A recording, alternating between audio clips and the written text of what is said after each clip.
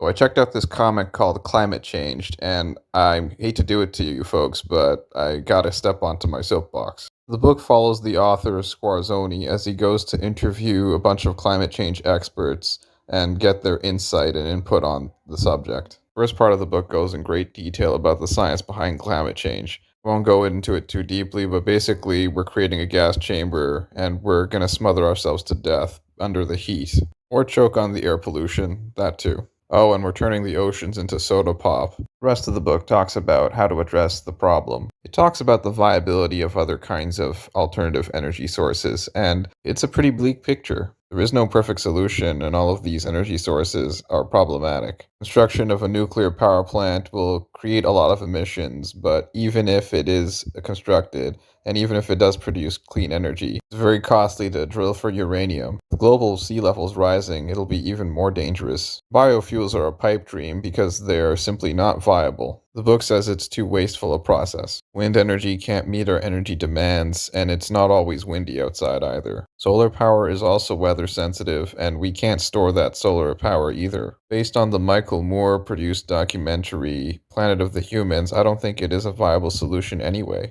Windmill components are made of plastic, which is petroleum derived. Solar panels are dirty too because they're made of coal. All energy sources have drawbacks, even hydroelectric. The themes of the book seem to be about overconsumption and mitigation of harm. The global north has to stop guzzling and wasting so much energy, and we need to adopt more traditional lifestyles. I know there's no silver bullet solution here. I know plants and trees can only take in a certain amount of CO2. I still stand by that we need a global nursery or reforestation policy. Anyone who's able should plant a tree.